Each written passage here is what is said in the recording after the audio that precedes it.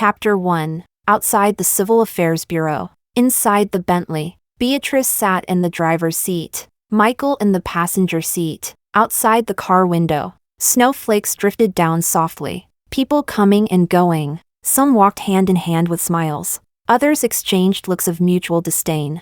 Beatrice watched, thinking that she and Michael didn't quite fit into either of those kinds. Michael spoke first. "Today is Sarah's birthday." Beatrice nodded. "I know, it won't take long. Have you made up your mind?" "I think so." He lit a cigarette. Beatrice hadn't seen him smoke in a long time. She remembered the very beginning of her story with Michael. When she was 12, she followed her mother, who worked as a nanny at the Sun family home, and stepped into that deep courtyard mansion for the first time. Back then, she had her hair in pigtails and stood in the living room, looking up at the young master who was 2 heads taller than her. Michael's son shot her a cold glance and asked, "Is she going to live with us?" Mother's son nodded as she peeled fruit, saying, "Her mother works here, and it's hard to leave the child alone. Besides, you're about the same age, so having some company will be good." He didn't respond and turned to go upstairs. After that day, Beatrice became Michael's little shadow. She always carried her backpack, trailing behind him with a cheerful smile, calling out, "Young master, wait for me." He found her annoying and impatiently said, "Don't follow me." She pouted. "But Aunt said I have to keep you company." He glanced at her sideways. "It's not like I don't have anyone to keep me company." But later, she was bullied at school, called a Sun family home as toady, and her backpack was thrown down the stairs. When she picked it up, her hand was scratched, and no one helped her. He walked over and drove those students into a panicked retreat. She looked at him in surprise and softly said, "Thank you, young master." He paused for a moment, then said impatiently, "Don't call me young master, call me Michael." From then on, he quietly acknowledged her presence. They walked to and from school together. In high school, his brother teased her, "Young master's son, your follower's not bad." "Huh? You've been chasing her for years and still haven't caught her?" Beatrice's face flushed bright red, and she shook her head frantically. No. He just stood in front of her lazily, saying, "Don't cause a fuss." Back then, many girls wanted to give Michael's son a love letter but didn't dare to hand it to him directly. Instead, they shyly slipped it to Beatrice and asked her to pass it on. So every day after school, she would be holding a dozen letters, standing at the school gate, awkwardly watching Michael. He never took any, only saying, "Throw them away." Their first fight happened on the day the college entrance exam ended. Beatrice was walking down the street when suddenly a boy stopped her. Blushing, he said to Beatrice, "I like you. Would you consider being with me? We could apply to the same university." Beatrice widened her eyes in surprise. This was the first boy to confess to her. But before she could respond, she saw Michael not far away. He was standing in the shade of a tree with a cold expression, then turned and walked away. In the evening, Beatrice returned home to find Michael sitting on the balcony,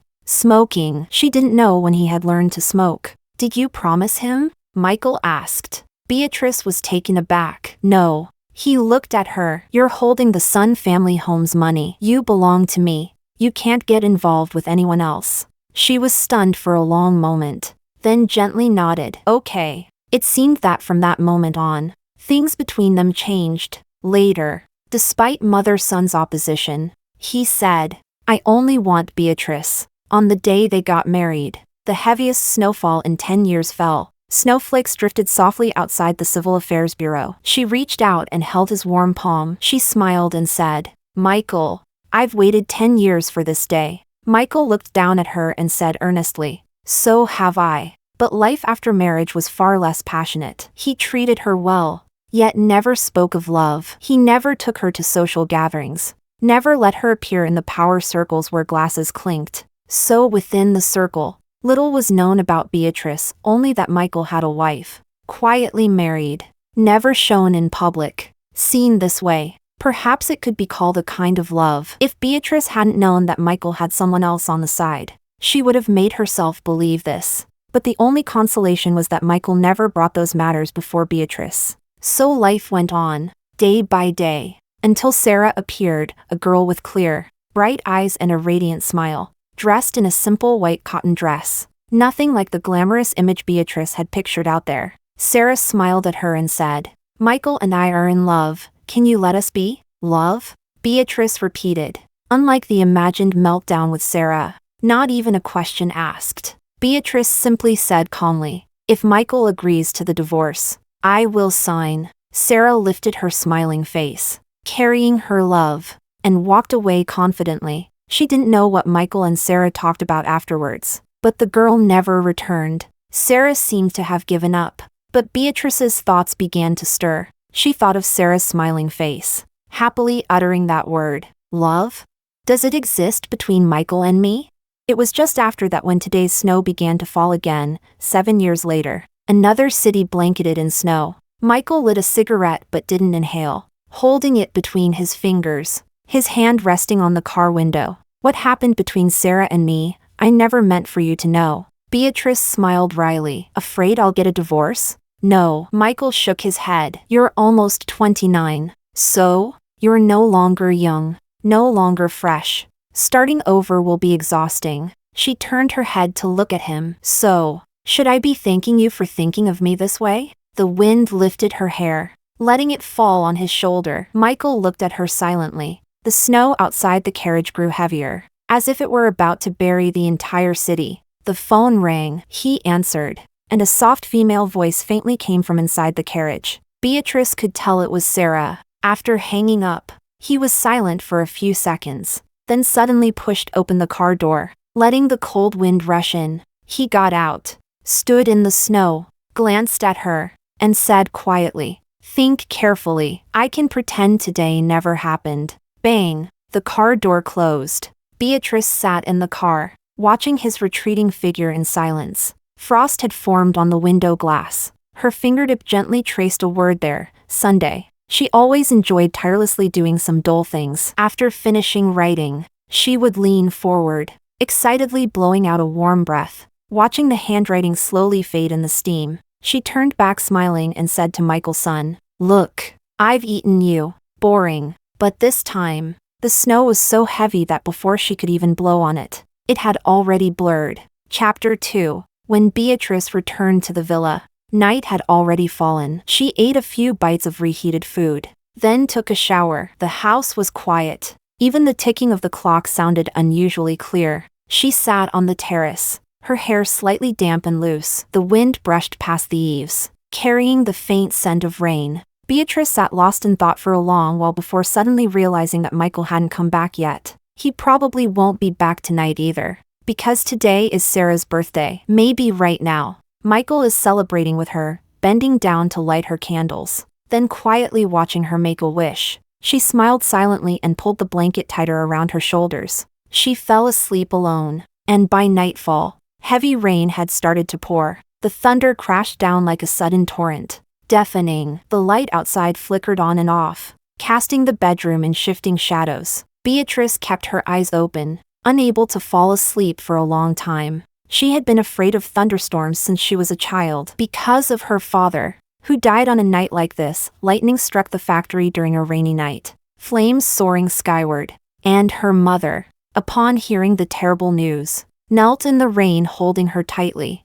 crying for a long time. Since then, every time she heard thunder, it was as if she were reliving that moment. Michael first learned about this by accident when she let it slip. That day, he was silent for a long time and then said just one word, "Don't be afraid." Just this single word moved her deeply. From that day on, no matter how their relationship changed, he always stayed with her during thunderstorms. When at the Sun family home, he would quietly slip into her room whenever no one was watching. She lay on the bed, Michael on the carpet. Silence stretched between them across the ceiling, yet they felt completely at ease. He always said, "Don't be afraid," in a low voice, as if shielding her from all her fears. Later, when she went to university and lived on campus, he couldn't come, so he called her, and those calls lasted all night long. Michael didn't say much. He just hung up the phone without a word. But whenever he heard her soft gasp, he would immediately comfort her,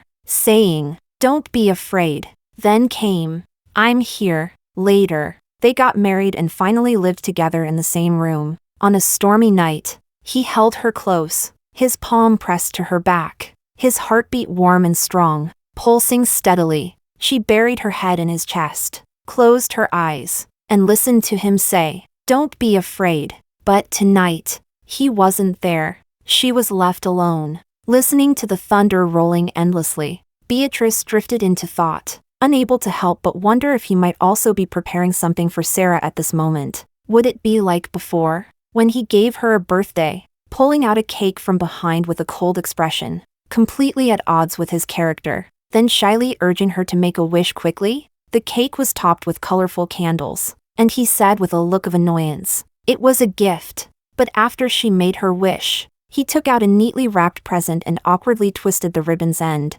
saying, "Do you want some love or not?" She pictured that scene, feeling her chest tighten little by little. The thunder outside finally faded away, and she drifted off to sleep in a daze. Waking early in the morning, the sky was still gray. Beatrice habitually picked up her cell phone, and a trending topic from INS popped up. The wealthy heir and the Beijing Film Academy beauty rumored to be in a relationship. Her heart skipped a beat. Clicking on it, the photo showed a high-end French restaurant, bathed in dim, soft lighting, with a warm atmosphere. The girl in the picture wore a crystal crown, her eyes closed, hands clasped in prayer before a black swan-shaped cake. Making a wish, a sweet smile graced the corner of her mouth, youthful and radiant, as if she had never known sorrow. The cake had no candles. The black swan lifted its head, noble and defiant. The girl is Sarah. At the edge of the photo, a man showed only his profile, handsome, distant, with an unmistakable aura. Beatrice recognized that man as Michael. The atmosphere between them was intimate, without the slightest barrier. The comment section was wildly varied, some envious, others skeptical, and some gossiping. "This is way too sweet. Black swan cake. So expensive. Wow. Is this an official announcement?" Beatrice silently watched for a moment, then closed her cell phone. She walked into the dressing room and began changing clothes. Today she was going back to the Sun family home for dinner, a plan made long ago. She took her time changing into a dress, simply pinned up her hair, and applied light makeup. Before leaving, she glanced back at the empty room and closed the door. The car stopped at the gate of the Sun residence. She got out and walked into the living room. Mother Sun was sitting on the sofa, trimming the orchids. Hearing the noise, she glanced back at her and asked, "Michael didn't come with you?" Chapter 3. Mom. Beatrice walked into the living room, her tone gentle as usual. "Michael said he has something urgent and will be late." Mother Sun didn't respond, turning back to arrange her flowers. The flower branches were still slightly damp. She trimmed them meticulously, and as she worked, she suddenly spoke softly. "Men, these days, playing around outside is a common thing." Her tone was calm and unhurried. "What matters is that, no matter how chaotic things get outside, you don't lose your footing. Sit where you ought to sit, and hold tightly to what you ought to hold." Beatrice stood aside, eyes lowered, quietly listening. Mother Sun trimmed a thorny rose branch with precise movements. Beatrice softly said, She understood Mother Sun's meaning behind her words. Maybe it was a hint, maybe a test, or simply the wish to put the household in order. Perhaps it was all of these. She still remembered the moment when Michael first told Mother Sun he wanted to be with her. At that time, he had just graduated from university and was being urged by his family to go on blind dates. The Sun family home had already chosen several young ladies of similarly esteemed backgrounds for him. Mother Sun personally arranged the introductions. Each girl was radiant and elegant, from distinguished families. Michael Sun rejected everyone without exception, sending them away mercilessly, his words cold and utterly devoid of warmth. Mother Sun was quite angry and called him back home for a scolding. "What exactly are you looking for?" He was silent for a long time. At that moment, Beatrice was tending to the flowers in a corner of the courtyard, sunlight falling on her like a quietly blooming lily. He looked for a long time and said, "Someone like her." Mother Sun followed his gaze, and her expression instantly darkened. She had long suspected her son's unusual feelings for Beatrice, but she could tolerate a momentary whim. What she couldn't accept was him taking it seriously. Just as the Sun family home can care for the Su family mother and daughter, and treat her like one of their own, The position of daughter-in-law is different. Michael couldn't persuade her, so she went to find Beatrice. That day, she sat across from Beatrice and spoke gently. Beatrice, haven't I treated you well all these years? Beatrice nodded. Yes. Then you should understand. She looked at her. I want my son to marry a woman who can support him, not someone who holds him back. Do you understand?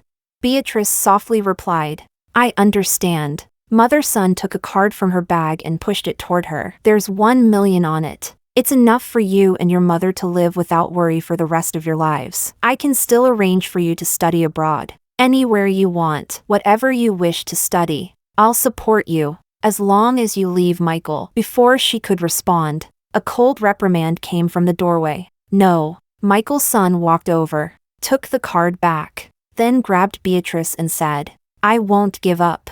Mother-son was so furious that her whole body trembled, nearly turning her back on him right then and there. But Michael remained as stubborn as ever, with not a hint of compromise in his eyes. After many twists and turns, mother-son finally gave up with a resigned whatever. She said tiredly, do whatever you want. I can't control you anymore. Her attitude towards Beatrice had grown subtle since then, not as warm as before, but not indifferent either. After all, she was a child she had watched grow up. Her thoughts were pulled back by the voice on the TV. The entertainment channel was showing the launch of a new drama by a popular actress, accompanied by a few gossip stories. Mother-son glanced over and sneered. Not fit for the stage. Beatrice smiled quietly and said nothing. Soon, the servant came to call them for dinner. Michael only then entered, still wearing the same suit as yesterday. He offered little explanation for his lateness and just greeted mother-son with "Ma." Mother-son nodded faintly. Sit down. At the dining table, the mood among the three was somewhat delicate. Mother-son ate slowly and deliberately, but from the corner of her eye, she kept glancing at Beatrice and Michael. Michael remained silent. Beatrice picked at her food intermittently. Halfway through the meal, mother-son suddenly looked up. The Sun family home doesn't need to rely on scandals to make a name. Michael murmured. Beatrice lowered her eyes. After dinner, Michael drove them home together. As she got into the car, he fastened her seatbelt. Sitting so close his nose nearly brushed her ear. He whispered, It rained so heavily yesterday. She replied softly. There's a box in the back seat. It's for you. What is it? A gift. He didn't say another word and started the engine. Outside, the rain began to fall heavily again. They remained silent all the way until the car entered the familiar villa district, when Michael nicely said, I've already had that trending topics post taken down. Beatrice turned her face away, watching the streetlights flicker past the window, and said softly, It doesn't matter anymore. He said, Michael. She interrupted him, her tone gentle. It doesn't matter anymore. He stayed silent, and after a long moment, got out of the car. Beatrice had already stepped inside as raindrops tapped on the eaves, like a heartbeat endlessly magnified. Once, then again, Michael stood outside for a long while before slowly following her inside. Chapter 4. Beatrice had recently noticed that Sarah and Michael seemed to have had an argument, because the Instagram account named SR hadn't been updated in a long time, and that account belonged to Sarah. As for how she found out,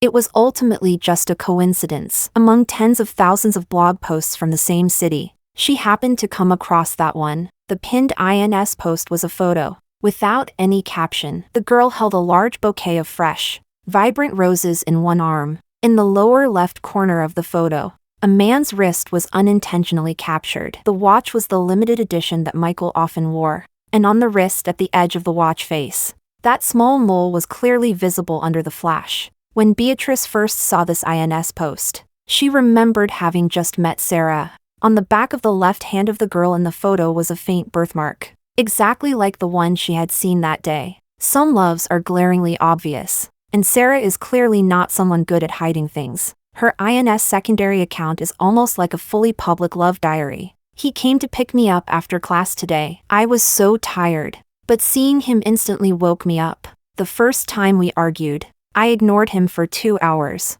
yet he stood outside my building all night. He said buying that bag was extravagant, but I still swiped my card. Ha ha ha. I know you won't see this, but I really love you. The pictures never show faces, only blurred silhouettes or partial details, but the sweetness between the lines is impossible to hide. Until 3 days ago, the updates had stopped. That day was the day after Sarah's birthday. Beatrice leaned against the window, her fingertips mechanically swiping the cell phone screen, but her thoughts had already drifted away. Had they argued? Or was it Michael who had grown tired?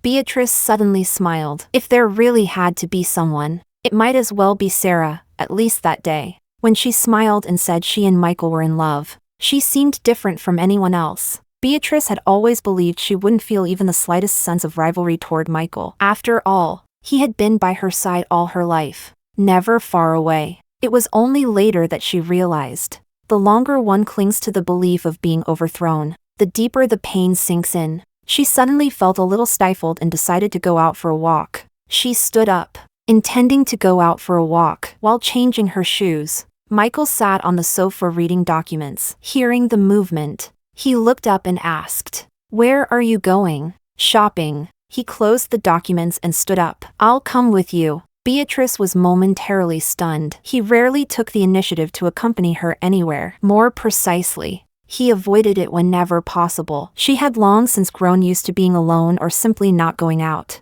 After being with Michael, she was never short of money. Most of the time, whatever she wanted, Michael would simply instruct his assistant to have it delivered. But today, he spoke first, so the two went to the newly opened shopping mall in the south side of the city. Beatrice walked into a clothing store, searching through the racks for a touch of unnecessary, innocent desire. Meanwhile, Michael sat quietly on the sofa in the store, absorbed in his cell phone. The sales assistant noticed them. A girl approached, her gaze lingering first on Michael and then on Beatrice, her expression subtly shifting. Beatrice didn't notice and went on choosing clothes by herself until she picked out a dress and headed to the checkout counter to pay. Michael's son answered a call, handed her the card, and said, "I'll be waiting for you at the door." She nodded and took the card. The salesperson behind the counter smiled at her, speaking with a knowing tone. "Mr. Sun is really good to you."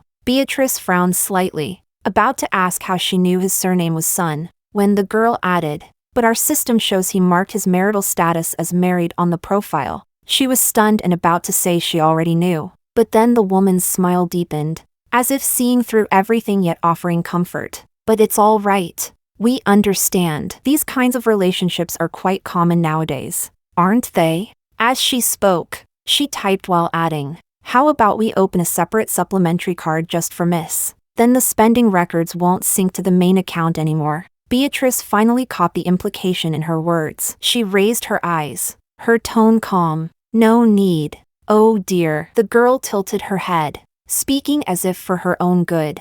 "You don't need to feel embarrassed. We have lots of friends like you here. Just fill in a code name, like Little X or something. A smart girl like you surely knows it's not good to have your real name too clearly displayed." Beatrice clearly knew she didn't recognize this person, but at that moment, she realized she was obviously being mistaken for someone else. In those sarcastic, backhanded words, the malice was glaringly evident. She had intended to say something to explain, but at that moment, she saw the girl's expression change, her eyes briefly flicking toward the door, and her tone suddenly turned flattering and familiar. "Miss Sarah." Chapter 5. Beatrice instinctively glanced back. Sarah was walking in from the other side of the glass door. She wore an off-white trench coat, her makeup flawless, and her steps as gracefully assured as ever. But at the moment she clearly saw the figure in front of the cashier. Her expression visibly faltered, a flicker of surprise and awkwardness crossing her eyes, as if she hadn't expected to meet Beatrice here. The air grew quietly still for a moment. The girl's eyes immediately brightened, and she warmly stepped forward, her tone full of familiarity. "Miss Sarah, it's been so long since we last saw you. You and Mr. Sun used to come here often. We were just saying how we hadn't seen you around lately." She spoke naturally, blinking playfully. "I even thought you might have gone abroad traveling." Beatrice didn't move, just gently lowered her eyes and slipped the card back into her bag. Sarah stayed rooted in place without replying, her gaze fixed on her, fingers instinctively clutching the strap of her bag, her face still wearing a polite smile. The girl didn't notice the awkward mood and continued eagerly. Are you here to check out the new arrivals? We just got a new batch this week. Funny enough, Mr. Sun just brought a young lady to browse today. She shifted her tone, a faint smile flickering at the corners of her mouth, her eyes casting Beatrice a look full of subtle meaning. They picked out several dresses together. That tone nearly said, I understand. Sarah's expression shifted abruptly, yet she remained silent. Beatrice had initially been indifferent, but as the words became increasingly grating, her eyes landed on the sales assistant standing beside Sarah, puffed up with false authority, which struck her as somewhat ridiculous. Just as she was about to speak, there was another stir at the door. Michael walked in. He was tall and slim, his presence cold and commanding. His gaze swept past Sarah and fixed firmly on Beatrice. Finished shopping? His tone was calm, as if the person beside him was his sole focus. Sarah opened her mouth, as if something was caught in her throat, but eventually, due to the awkwardness from their recent argument and Cold War, she swallowed it back. She had thought that when Michael saw her, he would, as usual, look down first and soothe her, but he didn't even glance at her once. His gaze fell only on the dress in Beatrice's hands. Have you picked it out? Beatrice looked up. I'm not buying it. She handed the card back to Michael and said lightly, I don't like it. Then, let's go, Michael said calmly. After speaking, he casually opened the door for Beatrice, a gesture effortless yet carrying the weight of a long-formed habit. Beatrice had just taken a step forward when she suddenly seemed to remember something. She looked back at the girl, her tone gentle and touched with a smile. Thank you for the reminder, but I really don't need a supplementary card. She paused, her gaze shifting to Sarah. However, you might want to ask Miss Sarah if she needs one. Sarah's face instantly darkened. The sales assistant was stunned, wanting to speak but unsure how to recover. Left only with a look of bewilderment, the two walked away side by side. Sarah stood frozen in place, caught between anger and frustration, disbelief written all over her eyes. She never imagined that, even though they had argued last night, Michael wouldn't even glance at her, not once, and would actually leave with Beatrice without looking back. Right in front of her, the girl stood beside her, watching her embarrassed expression, her mouth opening and closing before she finally tried to comfort her. Miss Sarah, don't be too upset. Nowadays, mistresses are all so arrogant. They only rely on their youthful looks. Shut up, Sarah coldly threw out a sentence, then turned and left. The girl froze in place, as if only now belatedly realizing something. Several customers gathered nearby, whispering, why do I feel like the one who just left was the original partner? Someone let out an awe. So the one staying here now is the third? Was that salesperson mistaken all along? Another tried to suppress a laugh. Serves her right. Really thought she was an outsider. The girl's face instantly turned pale as she listened. Chapter 6. Beatrice had originally thought that Michael was a man who valued novelty. If he liked someone, he would give all his patience. But once he grew tired, he could walk away without a hint of mercy. Sarah was the one everyone could see. For instance, that day at the shopping mall, Sarah stood before him, staring straight at him as if waiting for an explanation or response. But Michael didn't even look at her. He simply turned and walked away. Beatrice remembered that day clearly, a strange feeling growing inside her. What exactly was it? She thought about it for several days after returning home and finally came to understand. It's a pity, truly a pity for Sarah. But who would have thought that this girl was even more resourceful than she had imagined? She could even make Michael change his mind. Beatrice had known Michael for so many years and had never seen him look back at anyone. That day, her stomach ailment flared up again. Thinking the medicine at home was nearly expired, she went to the hospital for a checkup and to pick up some new prescriptions. At the end of the corridor on the hospital's third floor, a familiar figure brushing past made her pause. Sarah. The girl wore a soft, knitted long dress, turning her head to gently cradle her lower abdomen, her expression tender, with an unmistakable joy shining through her brows and eyes. Beside her was Michael. The man wore a black trench coat, his expression still distant, but Beatrice could detect a rare patience and an unfamiliar tenderness in his movements. They stopped in front of the obstetrics and gynecology department. Beatrice paused briefly, quietly slipping into a corner. standing out of sight from those inside. The clinic door was half open, with voices drifting out in fragments. The doctor smiled and said, "The fetus is full term, and all indicators are very stable. It's clear you've been taking good care of yourself." Sarah chuckled softly. "Doctor, I've been especially careful about what I eat lately. I haven't even touched seafood." Michael stood beside her, his voice low. "Since you know you have to be careful, don't keep thinking about wandering off.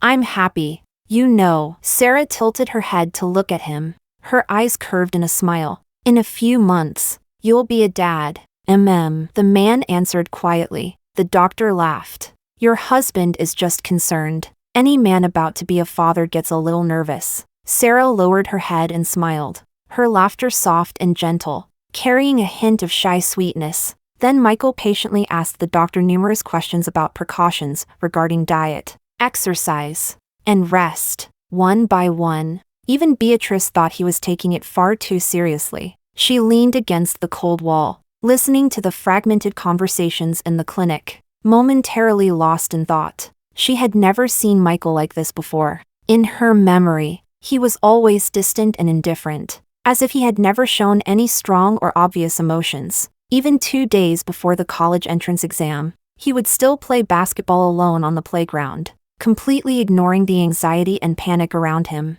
She had once believed that Michael would never bow his head for anyone in his life, much less nag or offer reminders, even if that person was her, Beatrice. But now, standing behind that door, he was asking questions one by one, seriously and patiently. For another woman and an unborn child, it was unlike him at all. Beatrice didn't know if this was love, but if it was, then what did the past between her and Michael mean?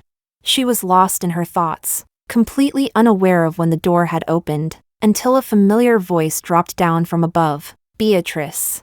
Startled, she instinctively looked up. Sarah was holding Michael's arm, her other hand gently resting on her belly, smiling warmly. As for Michael, he stood before her, his brow slightly furrowed. "What are you doing here?" Chapter 7. The corridor wind blew in through the window cracks, chilling Beatrice's fingertips. She opened her mouth to speak but was interrupted by Sarah's soft question. "Miss Beatrice is here to see the doctor too? You don't look well." Her voice carried an overly tender concern, with a slight emphasis on the word too. Beatrice smiled faintly, her voice soft. "My stomach feels a bit uncomfortable, so I stopped by since it was on the way." She paused briefly, lowering her eyes to glance at Sarah's still flat lower abdomen. "Congratulations." Sarah's smile softened, and she softly responded, as if finally receiving confirmation of her victory. Michael remained silent, his gaze fixed on Su Tinghuan, his brow furrowed. After a moment, he finally spoke. "When did the stomach pain start? Why didn't you tell me?"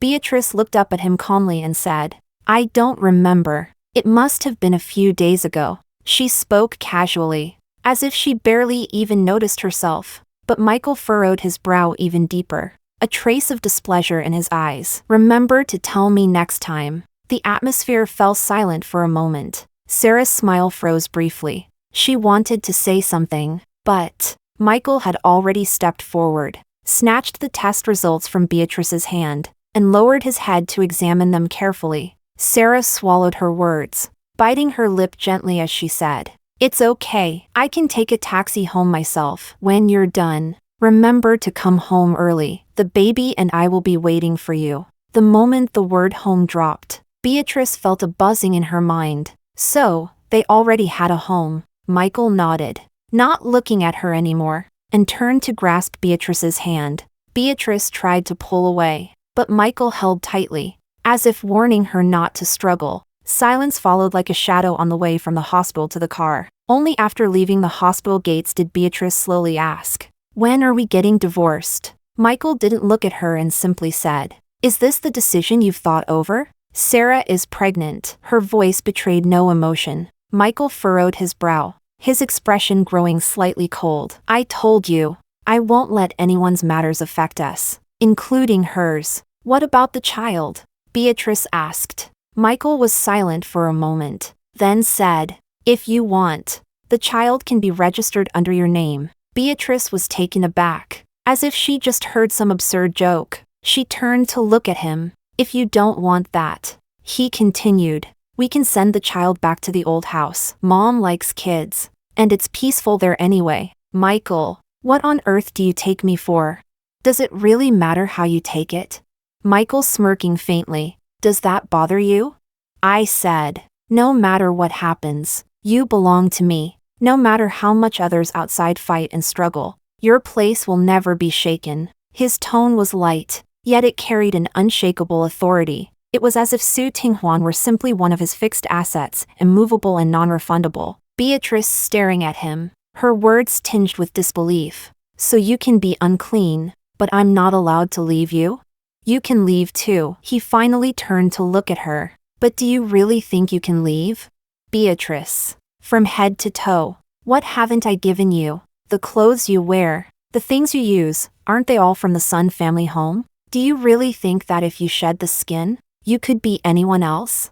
As long as I'm not tired of you, you'll belong to me for life. Beatrice looked at him in stunned silence, a bone-deep chill rising from her heart. She tried to reason. Michael, this isn't fair. Love isn't possession, nor is it forcing someone to stay. You told me that Sarah wouldn't affect us, but now you even have a child. What do you expect me to hold on to? To keep being with you? To keep fooling myself?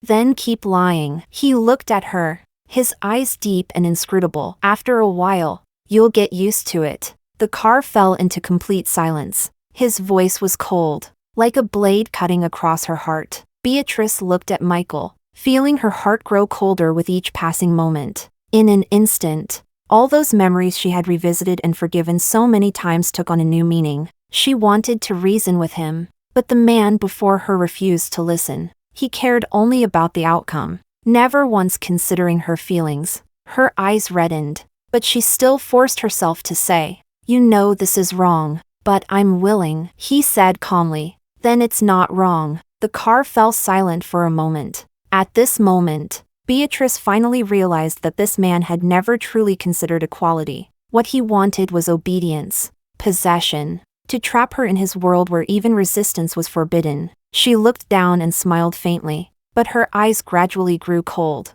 She said, Michael, you're disgusting. Chapter 8. Michael slammed on the brakes, the tires screeching sharply against the road. The car stopped by the roadside, and he turned his head, staring at Beatrice. What did you just say? His voice was hoarse and low, with emotion swirling in his eyes that Beatrice couldn't quite make out. Beatrice turned her face away, looked out the window, and repeated, I said, you're disgusting. She articulated each word clearly. Michael's gaze darkened suddenly. Say that again. You're disgusting. Take it back. You're disgusting.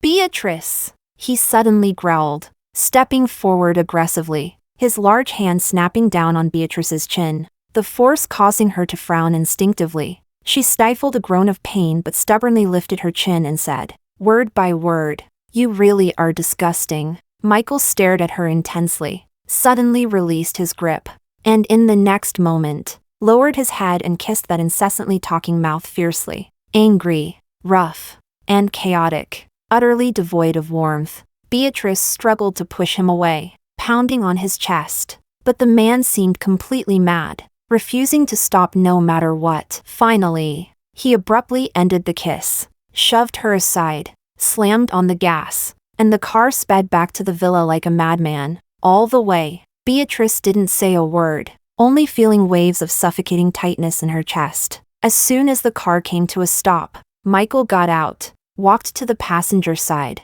opened the door, yanked her from the seat, and dragged her toward the house. Michael, you're crazy. Let go of me. She struggled but couldn't break free, stumbling as he pulled her forward. He stayed silent, striding ahead. Once inside, the moment the door closed, he pulled her into the master bedroom and shoved her onto the bed. Beatrice had barely sat down before Michael leaned over her, his voice low and pressing. Why exactly do you insist on a divorce? Wasn't it fine before? No, it wasn't. She stared at him coldly. I gave you the best life, the best resources, sent you to the finest schools. Even daughters of aristocratic families aren't as privileged as you. You started with nothing.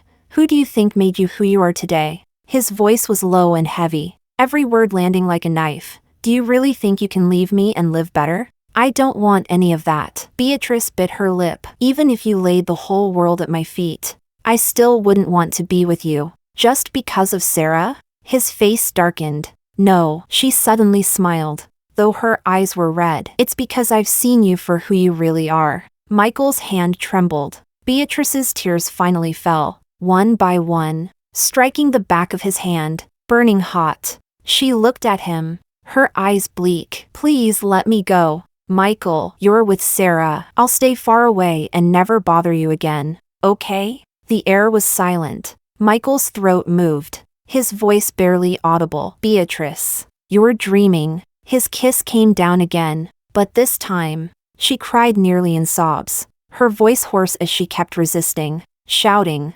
Michael! The man showed no intention of letting go. Beatrice, from I don't want you, to I hate you, and then to I despise you. Those words stabbed into Michael's heart like blades, driving him nearly mad as he held her tighter and kissed harder. Beatrice finally broke down, crying until her vision blurred and her consciousness began to fade. Just before losing consciousness, she seemed to hear Michael calling her name repeatedly, fueled by anger, yet tinged with a misplaced sense of hurt. Beatrice had no time to consider the reasons. She was truly exhausted. This relationship had reached its breaking point for her. Chapter 9. When the thunder roared, breaking the silence, Beatrice opened her eyes. The chaos of last night felt like an all-too-real nightmare. She lay there for a long time before realizing she was truly awake. Michael was not there. Beatrice raised her arm to shield her eyes. Her eyes felt dry. Her body ached faintly, and moving made her gasp sharply. But she still sat up, threw on her coat, and went downstairs. The hot porridge on the table steamed in the cold air. Auntie was setting out bowls and chopsticks. Seeing her come down, she smiled and said, The young master ordered porridge first thing this morning. He said to make sure you drink some as soon as you wake up, and asked me to watch you finish it. Beatrice did not reply. She just sat down. She sipped slowly. The porridge was made with the shrimp and corn she loved. It tasted fresh. Yet she couldn't taste a thing. After she finished, the auntie smiled with satisfaction, cleared the bowl, and turned to head into the kitchen. Beatrice walked to the door and tentatively twisted the handle. The door opened. There was no lock, and no one was watching over her. She stood at the doorway, her foot hesitating to step outside. The wind swept in, carrying the damp scent of rain. Beatrice suddenly smiled. Michael, so he really wasn't afraid she would run away. Yeah, where else could she go? As long as Michael doesn't let go, there's nowhere in this world she can escape to. He's always been very confident. Beatrice closed the door and turned to walk upstairs. Suddenly, she no longer wanted to struggle, nor did she want to think about the future. She just wanted to find a book and quietly get through this long, chaotic day. The books on the bookshelf were neatly arranged. She casually pulled one out, but it was a photo album tucked inside, a thick volume, covered with a thin layer of dust. She opened the first page and was immediately stunned. These are photos of her and Michael, from her teenage years to the present, taken every year. In the photos, she is always smiling, while Michael always wears a cold expression, never even making a gesture as intimate as a shoulder hug. Beatrice looked at those photos, and a question suddenly surfaced in her heart. How did they end up together? She thought for a long time before recalling that summer evening when Michael was caught and brought home by mother-son after yet another girl ran off angry from a blind date. They asked him what exactly he was looking for. Michael looked up from his cell phone, glanced around, and saw Beatrice in the corner. He casually said, "Someone like her." With just that one casual phrase, he named her and sealed her fate. Mother-son was surprised, and even more so was she. At that time, she was nothing more than the daughter of a nanny temporarily living at the Sun family home, without blood ties, status, or standing. Before this, Michael had never shown her any sign of affection. But at that moment, he so casually decided everything. From that day on, he began to see himself as her boyfriend, interfering in her life and shaping her future. Beatrice closed her eyes, letting out a quiet sigh from deep within. He never once asked if she was willing, and she never said no.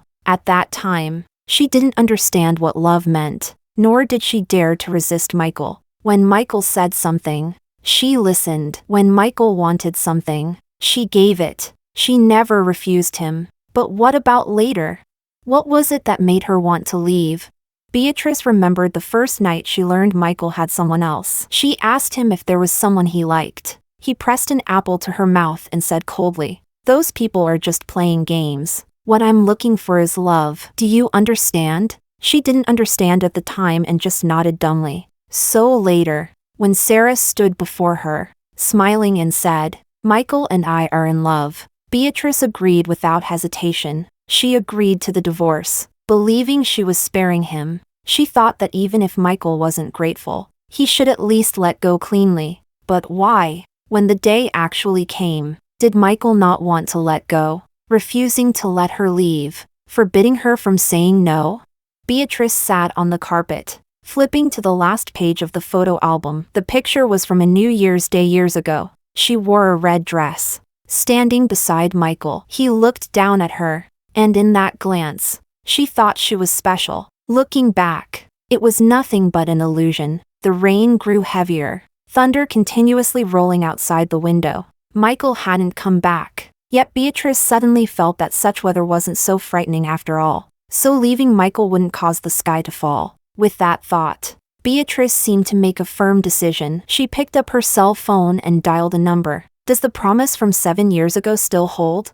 Chapter 10. Michael entered, and Sarah was sitting on the sofa, fixing her nails. She heard the noise, immediately stood up, rushed over, and linked her arm with his, smiling sweetly. "You're here." She had dressed with care today, wearing a soft silk slip dress, her makeup delicate, and even her hair freshly curled, making her look particularly charming. Michael glanced at her but said nothing, casually draping his suit jacket over the sofa. Sarah leaned in slightly, gently kissed the corner of his lips. "For dinner, I had someone prepare your favorite steak and sashimi. It's just ready, and I'll bring it to you right away." Michael nodded and followed her. At the dining table, Sarah attentively served him dishes, her voice soft and gentle. Michael didn't eat much but showed no signs of impatience. After the meal, they nestled on the sofa, the floor lamp casting a soft yellow glow, the curtains drawn tight, and a dull romance movie playing on the TV. Sarah leaned against his chest,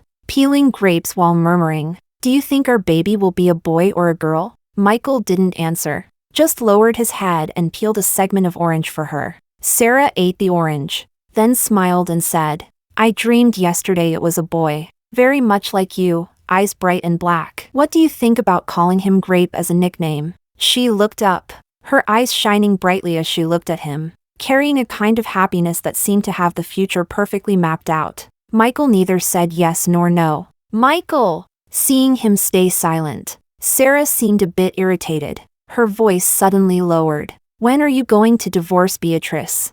Michael paused, raising an eyebrow. He didn't understand why everyone was in such a hurry. The first time Beatrice stood up to him was over the divorce. Now Sarah was anxious too, impatiently wanting him to give up Beatrice.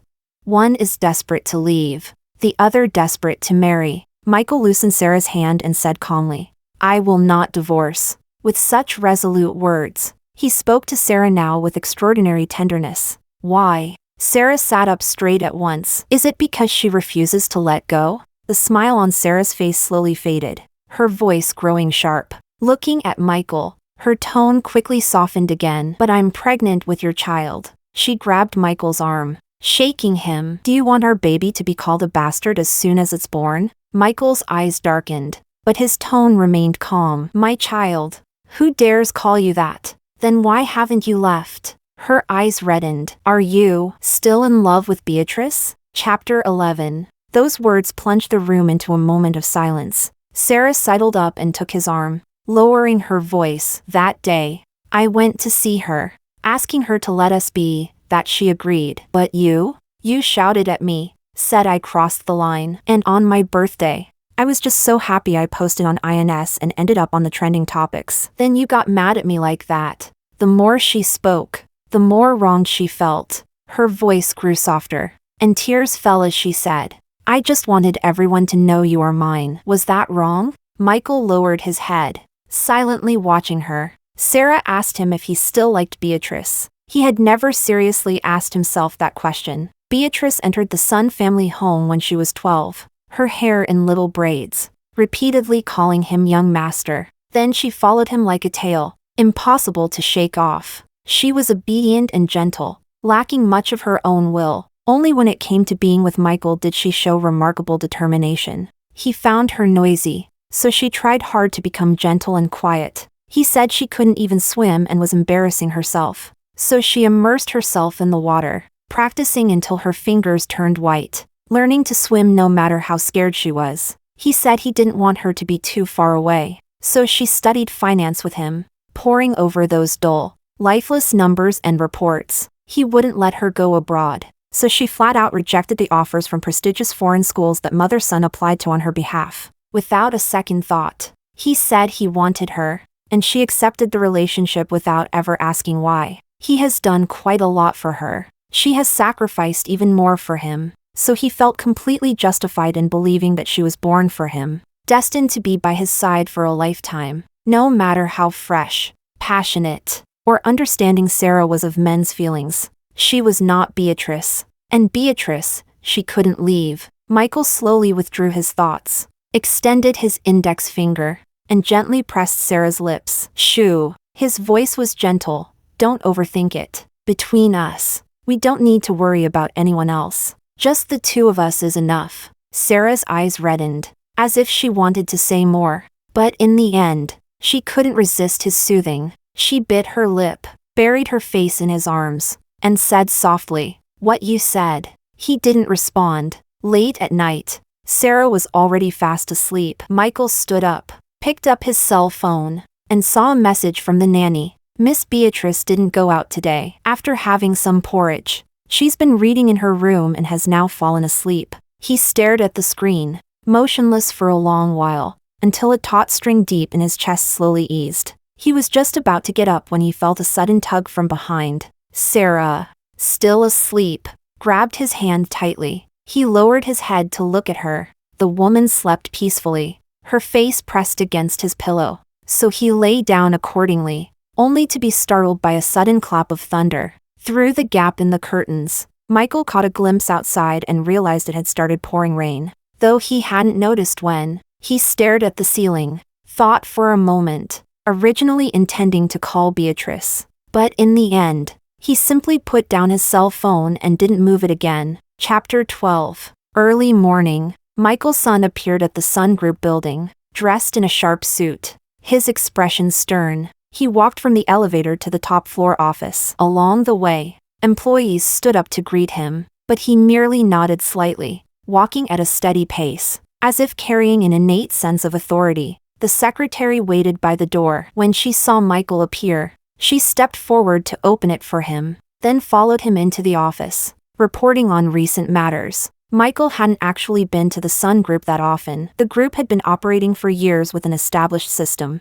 and he had gathered the top management team in the industry under him. For Michael, just occasionally showing up was enough to maintain control. Lately, he had been overwhelmed by Sarah, and tangled up with Beatrice's issues, leaving him somewhat unsettled. There was a pile of unfinished business. But before the secretary had finished her report, the office door was suddenly pushed open. Sarah clattered in on her high heels, saw Michael, and without minding the others around, coquettishly complained, "The baby and I woke up early and didn't see you. We missed you so much. Why didn't you wake me?" She wore a form-fitting long dress, her waistline elegant and defined, making her appear both charming and bold. The secretary was interrupted, glanced at Michael, waiting for his cue. Michael rubbed his forehead and waved the secretary away. "We'll talk later." The secretary tactfully backed out, closing the door behind her. Sarah walked over with a bright smile, sat down without asking, and directly perched on Michael's lap, grabbing his arm and shaking it. "Will you come shopping with me? The sun is so lovely today, and I want to buy a dress. Won't you come with me?" She must have sprayed quite a bit of perfume. A strong rose fragrance hovered around Michael, The scent clung to him, and so did she. Sarah showed no sign of pregnancy. Michael glanced down at her with some impatience but didn't refuse. He just said, "Don't wear so much perfume next time." Sarah twirled a strand of hair around her finger and hummed softly. "I know already. Get up. You're rushing me," she said, annoyed. "Weren't we going shopping?" The woman immediately changed her anger to joy, leaned in, and kissed Michael on the cheek, her smile radiant. "You're the best." Chapter 13. The lights in the shopping mall were bright, and Sarah eagerly tried on clothes one by one, even though the bodyguard's hands were already full of her purchases. She showed no sign of wanting to stop. "How about this one? Doesn't this color make my skin look fairer? And the cut, doesn't it make my waist look especially slim?" She held up 2 dresses, eyes shining with hopeful anticipation as she looked toward Michael. Michael leaned against the sofa, fingers scrolling on his cell phone, and without looking up said, "The one on the left." Sarah frowned slightly, then glanced at the other dress. "I think the one on the right looks nice, too." Michael, too tired to argue over this pointless dilemma, rubbed the bridge of his nose and said calmly, "I'll take them both." Sarah immediately broke into a radiant smile, as if she'd been given the greatest prize, then leaned in to kiss him. Michael felt a little overwhelmed by her sudden kisses and frowned, but watching Sarah's beaming smile, he suddenly felt a surge of emotion. Money is truly a wonderful thing. It can buy all a woman's meekness and smiles, and it can also win a completely dependent attitude. It seems there's nothing money can't do in this world. But at that moment, Michael suddenly saw another name flash through his mind, Beatrice. If only Beatrice were as sensible as Sarah, he thought. But then he laughed bitterly. If Beatrice really were like Sarah, it wouldn't be anything remarkable. The Beatrice in his heart shouldn't be some woman anyone can pick up on the street. She should be the only one, belonging solely to him. After shopping, the two went to a Michelin-starred restaurant on the top floor of the mall. From the 99th floor, the city lights shone against the night sky like an inverted Milky Way, calm yet radiant. Sarah flipped through the menu, excitedly ordering a heap of dishes. "These are all your favorites, I remember." Michael only muttered a his expression impassive. The waiter chatted incessantly nearby, describing the ingredients, where the steak came from, which farm the olive oil was sourced. Michael, however, remained lost in thought, completely uninterested. On the contrary, Sarah listened attentively. Suddenly, she picked up a piece of beef and, smiling, brought it to Michael's mouth, saying, "Try this. It tastes so unique." But instead of opening his mouth as she wished, he took the fork and, under her momentarily stunned gaze, gently returned the meat to her lips, saying softly, "Just take care of yourself." The surprise on Sarah's face was quickly replaced by a smile. She bit into the piece on Michael's fork slowly and deliberately, embodying the conventional image of elegance. Michael watched her, suddenly feeling that the scene before him was oddly familiar. In a daze, he seemed to see that the person sitting across was not Sarah, but Beatrice. The girl bit into a large piece of meat, her mouth stuffed full. That was Beatrice's first time at a Western restaurant. Everything around her was new and fascinating, and she chattered on to Michael about something, he just couldn't remember what. He only remembered that back then, she had quietly asked him, "Isn't this meat a bit undercooked?" At that moment, he merely gave her a cold glance, thinking to himself, "Sure enough, she's a country bumpkin." Yet that one glance remains etched in my mind to this day. Michael withdrew his gaze and looked out the window. The night was deep. City A's lights sparkled like the Milky Way. Suddenly, he thought he should bring Beatrice along next time. Sarah lowered her head and continued eating, completely unaware of his distraction. She said, "This place is nice. We can come here often from now on." Michael didn't respond, quietly watching the lights reflected in his glass. He thought to himself it was better this way. Otherwise, she'd pretend to know nothing and embarrass me. Chapter 14. These days, Michael and Sarah lived like any couple madly in love. Dining, shopping, afternoon tea, Michael never held back. Whatever Sarah wanted, he never asked the price. He handed her the card or took her straight to the store to pick it out. She said she wanted a new car, and that very night he had the latest sports car delivered. Sarah smiled with crescent-shaped eyes, a gleam of pride shining deep within. All of this was what she deserved. No matter how much Beatrice clung to Michael, this was all she could hope for. Michael never went home again, always staying at Sarah's place. At first, he was just going through the motions. But Sarah was smart enough, her playful fragility and thoughtful care were perfectly timed at every turn. She actually managed to stir Michael's hope of leaving early to go home. She even sent Beatrice a message to think it over carefully. What exactly can you gain by leaving me? That night, Michael's brothers invited him out for drinks. He rarely agreed.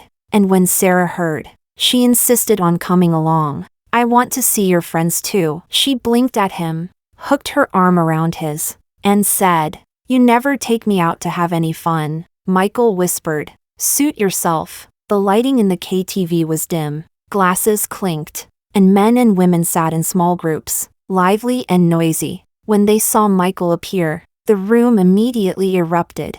"Hey, isn't that Michael? Long time no see." Finally decided to come out. "The younger sister-in-law is really beautiful. The sister-in-law is really beautiful. No wonder she managed to lure our Michael away without a trace." Sarah stood beside Michael, blushing at the compliments from everyone, her smile never fading, her hand affectionately linked with Michael's arm as she said, "Not at all. We've always been really close." The women who came with those men also gathered around, affectionately calling her Sarah. "You're amazing. President's son, men like him aren't easy for just anyone to keep." Yeah, I never expected that." "Sarah, not only are you beautiful, but you're also quite cunning." Sarah smiled as she raised her glass, though inwardly she was disdainful. How could these women even compare to her? But she still spoke softly and humbly. "Not at all. We're truly together." The moment the words escaped her lips, several female companions exchanged glances, their eyes flashing with meanings that Sarah couldn't grasp. After 3 rounds of drinks, someone teased, "Sister-in-law, how about a glass for you too?" Before Sarah could take it, Michael snatched the glass and downed it in one gulp. "I'll drink for her." Laughter broke out at once. "Oh, sister-in-law is so lucky. These days, where do you find a man who'd drink on a woman's behalf?" "Michael is so kind to his younger sister-in-law." Sarah blushed repeatedly, leaning against his shoulder and softly saying, "What are you doing? It's fine if I have a little." Michael set down the glass and gave her a faint glance. "Don't you know your own limits?" After he finished speaking, the room erupted into another round of noise. The atmosphere was lively, but the few girls who had been singing to lift the mood grew tired, and the energy briefly dipped. Michael blew a smoke ring, leaned back on the sofa, and casually said to Sarah, "Why don't you sing a few songs?" Sarah immediately brightened. "Do you want to hear me sing?"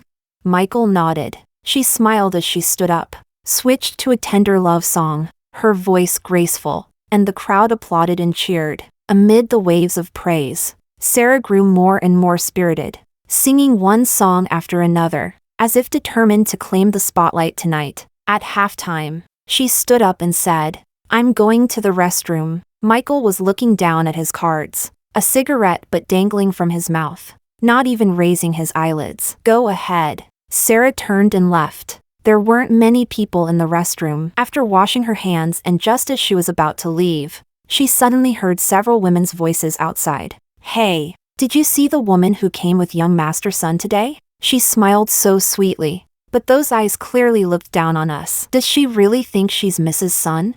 "Exactly. Look at the way she acted just now." "True love? Ha! Which man brings his true love to a place like this? Look at her smugness. That pompous little clown." "Where is the legitimate wife?" "At the villa, at the haute couture salon, at the jewelry exhibition." "Not here, playing cards and drinking with men." "Did you see her just now, singing one song after another with that seductive look?" "How is she any different from those other women?"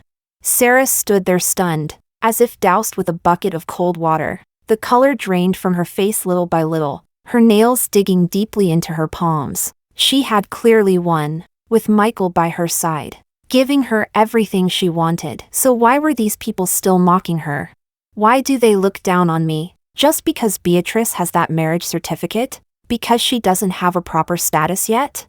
Sarah bit her lip in anger, her chest rising and falling sharply. wishing she could storm out and rip the mouths of those gossip-mongers apart. Chapter 15. Sarah stormed back into the private room, her face tightly drawn, but the atmosphere in the private room remained lively, the lights flickering, laughter and cheerful voices rising and falling. Michael was enthusiastically playing cards with a few friends, his expression casual and lazy, completely unaware of her emotional turmoil, not to mention care, and those women who had just been hovering around her, fussing over her and warmly calling her Sarah, had now completely turned away, laughing and chatting without once glancing back. Sarah stood there, feeling a chill rise from her feet, from being the center of attention a moment ago to becoming utterly invisible, all in barely 10 minutes. The angrier she became, her expression constantly shifting. Finally, when Michael had exhausted his amusement and the crowd had dispersed, she and Michael walked out of the private room, one right after the other.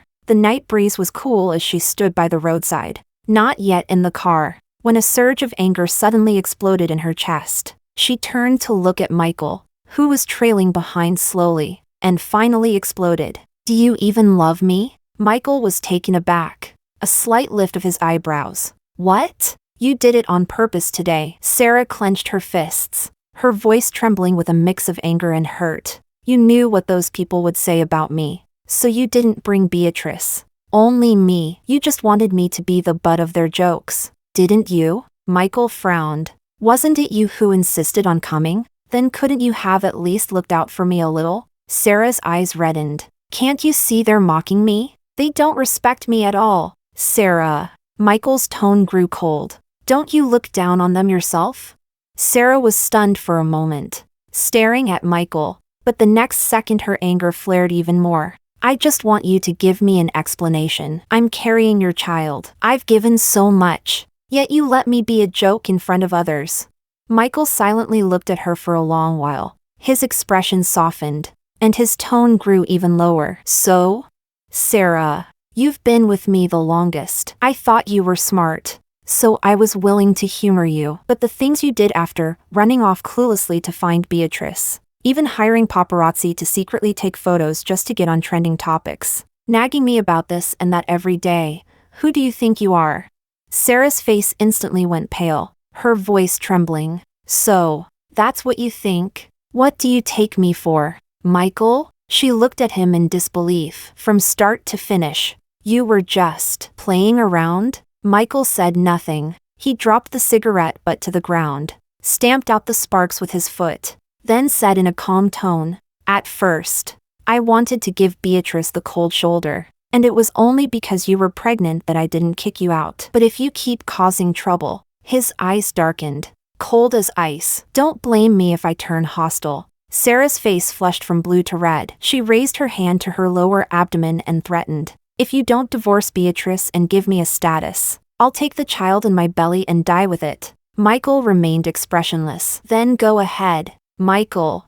"Sarah, don't mistake this little thing for a bargaining chip to threaten me." Michael turned his back to Sarah, his voice growing cold. "Either quietly give birth to the child and stay out of my affairs, or leave now. There are plenty of people willing to give me children." His tone was calm, but every word was like a dagger piercing Sarah's heart. She stood there, stunned, hearing such a resolute statement from Michael for the first time. As if all her strength had been instantly drained, she finally realized that the man before her was fully prepared, without the slightest mercy, to withdraw all tenderness the moment she crossed the line. Michael no longer looked at her, turned, got into the car, and left decisively, leaving her alone as the cold wind bit through the night. He went straight back to the villa he hadn't set foot in for a long time. But when he pushed the door open, Beatrice was nowhere to be found. The living room was clean and tidy, her slippers still there, and the book on the coffee table left open halfway through. Yet in the vast house, not a single soul was in sight. Michael furrowed his brow, an inexplicable irritation welling up inside him. He grabbed his cell phone and called Beatrice right away, but no matter how many times he tried, he couldn't get through. Michael's face darkened instantly. He gave a cold laugh, a flicker of menace flashing in his eyes. "Good, very good, Beatrice. You're really getting bolder." He narrowed his eyes, his tone dark as he made the call, and his assistant said, Right away. I'll find out exactly where Beatrice is now. As quickly as possible. The call had just ended when the cell phone screen lit up. It was Sarah's messages, popping up one after another. Michael, I was wrong, I was too impulsive just now. I just care about you too much. I won't say reckless things anymore. Please don't ignore me, okay? Michael glanced casually, too lazy to even open them. His finger swiped, directly dragging her number into the blacklist. He leaned back on the sofa, eyes half closed, his whole face hidden in the night, expression utterly cold. But in his mind, only one name kept circling over and over: Beatrice. When he finds her, he will definitely make her realize how costly it is to leave him. Chapter 16. When the moment of true farewell arrived, Beatrice realized that all the rehearsals in her heart were as light as a feather. The plane slowly descended into Los Angeles, the lights outside the window shimmering like a dream. For the first time, she felt deeply the meaning of the sentence from the book: parting is a burden too light to bear. Dazed and confused, everything felt unreal. She still remembered that day when, on a whim, she picked up her cell phone and called Mother-Son, saying, "Does the promise from 7 years ago still hold?" 7 years ago. Mother-Son sat across from her, placing a bank card on the table. "There's $1 million inside, enough for you and your mother to live worry-free for the rest of your lives. I can still arrange for you to study abroad. Anywhere you want, whatever you wish to study. I'll support you, as long as you leave Michael." Before she could even respond, Michael interrupted with a sharp "No," cutting through all her thoughts, then grabbed her and hurriedly pulled her away as she faintly resisted. 7 years passed, and her mother had long since died from cancer first diagnosed years before. As for Mother-Son, it seemed she had long since ceased to interfere in their matters. So when she mentioned this old issue again, Mother-Son's first reaction was surprise. "You had a fight with Michael?" she said softly. "Michael has impregnated a woman outside." There was a long pause on the other end of the phone before Mother-Son's voice grew low. "So, you're using this child to threaten me?" "No," Beatrice said calmly. "It's a plea." The line was silent for a long moment. Only Mother-Son's slightly hurried breathing proved the call hadn't ended. After a long pause, she finally spoke slowly, neither accepting nor rejecting Beatrice's plea, but lost in memories instead. He was just in his early 20s back then, inexperienced yet proud through and through. "He said he wanted to be with you. I thought it was just a late rebellion, an attempt to escape my control and restrictions, but his determination exceeded all I could have imagined. I could stop him once, twice, but not a third time. He is willing to stand against the entire Son family home for you. I believe he is truly moved, since you're willing to endure hardship with him. I'm not heartless and naturally want to support that." She paused, her tone turning cold. "Now that he's taken over the Son group, you insist on leaving. Are you trying to make him hate me to his core? So that we, mother and son, become enemies and end it all completely?" Beatrice lowered her eyes, facing Mother-Son's sharp words calmly. "No, it's because I know he won't let me go. People like him, when they don't care about you, you're nothing. But even when they do, you might not be able to bear it." Mother-Son slightly narrowed her eyes. "He treats you poorly?" I just suddenly started thinking about my own life. Beatrice calm and steady. "If he doesn't let go, I'll never get out. You're the only person who can help me. I don't want money, or anything else. I only ask for a chance to leave." After a long silence, Mother-Son finally sighed softly. When she spoke again, her voice was still calm but carried a new hint of gentleness. "I can't guarantee he won't find you, but I wish you all the best." 3 days later, early morning, outside the airport, the crowd buzzed. Beatrice stood at the departure gate, dragging a small carry-on suitcase. She belonged to the Son family home with too many things. Yet what truly belonged to her was no more than the capacity of a single suitcase. Watching the time pass little by little, the person she was supposed to meet still had not appeared. She once suspected that Mother-Son had changed her mind, until a familiar figure appeared from the crowd. It was Michael's assistant, Paul. She instinctively stepped back, her heart suddenly racing. Had Michael's son spotted her? Was he going to take her back? Paul seemed to see through her panic and spoke gently. "Miss Beatrice, don't be afraid. I'm not here to stop you." He took an envelope from the inside pocket of his suit and handed it over. Madam asked me to give this to you. Inside are the tickets and some money. Beatrice was stunned for a moment, then reached out to take it, nodding softly. Thank you. Paul did not leave immediately. He stood there, looking at her, then suddenly spoke. Wishing you a safe journey, Miss Beatrice. She paused, puzzled. Was it Mrs. Sun who asked you to deliver this? Paul shook his head gently. No. He spoke seriously. From the day I joined the Sun Group, you have been by President Sun's side. I know President Sun has always been cold and selfish in matters of the heart. Yet you have endured it, never contesting or fighting back. Paul's tone held no pity, only respect. So this blessing is genuinely from me, an observer. Beatrice felt a slight catch in her throat after hearing this, finally forced a faint smile, and bowed her head. Thank you. And please also thank Mother Sun for me. She did not look back. Under Paul's gaze, she turned away with steady steps. The plane arrived in Los Angeles by evening. The driver arranged by Mother Sun was already waiting early at the exit to take her to a quiet apartment building. The house wasn't large, but it was warmly decorated. The living room was clean and crisp, every corner neatly arranged, with a terrace overlooking the city lights at night. Beatrice walked onto the terrace, gazing at the endless stretch of lights in the distance, then lowered her eyes to the flickering street lamps below. It turns out, even in the most bustling cities, quiet corners like this exist. She had imagined countless times what it would feel like if one day she truly left Michael and went far away. At this moment, she finally understood. The first feeling wasn't freedom, but exile. She was exiling herself, completely banishing Michael from her life. Chapter 17. At 6 in the morning, the sky over Los Angeles was just beginning to brighten. A cool breeze drifting in through the terrace, carrying the scent of early summer and a faint hint of eucalyptus. Beatrice stood in the kitchen, brewed a cup of drip coffee, and slowly sat back down at the dining table. Outside the window, the street scene was unfamiliar, traffic sparse, sunlight slanting onto the corner bakery. She opened her notebook, flipped to the document she'd created yesterday, titled L.S. Ange, E.S. Life P.A.I.N.G.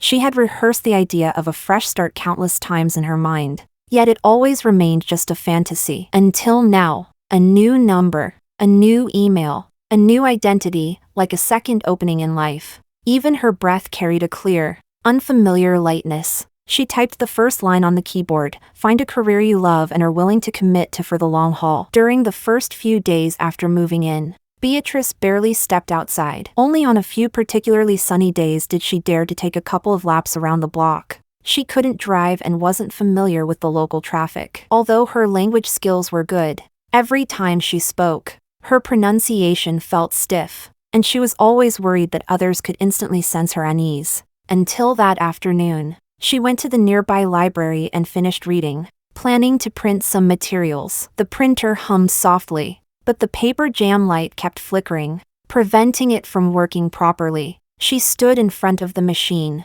frowning. It was already her third attempt, yet it still didn't work. It's jammed again? Suddenly, a familiar yet unfamiliar voice sounded from behind, deep and clear. Beatrice turned around, and in that moment, it felt as though the last summer's sunlight from her college entrance exam year flickered before her eyes. He smiled softly. Do you still remember me? Beatrice was stunned for several seconds before slowly saying, Of course. How could you forget? That night after the college entrance exam, at the school gate, someone stopped her and said, Beatrice, I know you like Michael, but I still want to tell you once more that I like you, Lucas, the boy she had once personally rejected. Long time no see. He bent down to help her check the printer issue, and after printing the documents, he turned to her and asked, Are you still planning to keep me at arm's length this time? Beatrice was silent for a moment, then smiled quietly. You still remember? It'd be strange if I didn't remember. Lucas, half joking, half serious.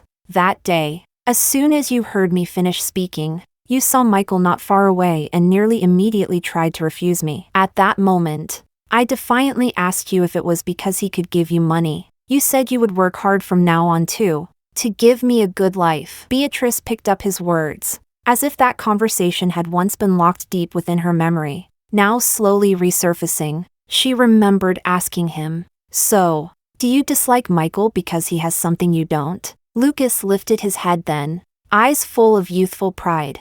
Even facing the seemingly insurmountable gap between himself and Michael, he stubbornly said, "He thinks having money means he can control everything, control others' laughter and joy, control your sorrow and happiness." I remember what I said last was, Beatrice looked at him and added, "You said you could give me a better life too." I asked you, if both of you are giving, then what difference is there between you and Michael? Lucas said nothing, just quietly watched her, so long that Beatrice began to wonder if bringing this up now was a bit untimely. Finally, he said softly, "I thought about it for a long time afterwards and only then understood the weight of your words. I thought I was different from him, but before I even realized it, I had already developed that urge to control. At that moment, I began to wonder, do I like you because you are you, or because I want to prove something about myself through you?"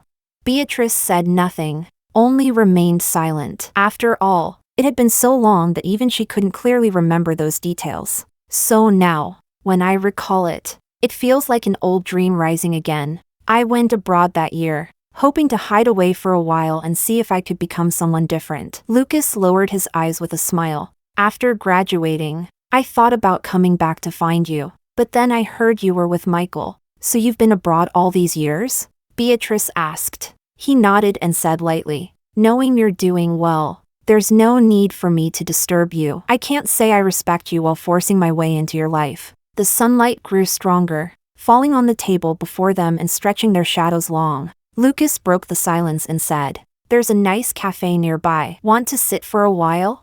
In the cafe, the seat by the window was bathed in the slanting sunlight. After revisiting old memories, the conversation gradually shifted to the present. Beatrice learned Lucas lived nearby, had once been a senior analyst on Wall Street, and had returned a few years ago to start his own firm here. "I just arrived in Los Angeles and haven't found a job yet." She was rarely so candid. Lucas nodded. "So, can I take a look at your resume?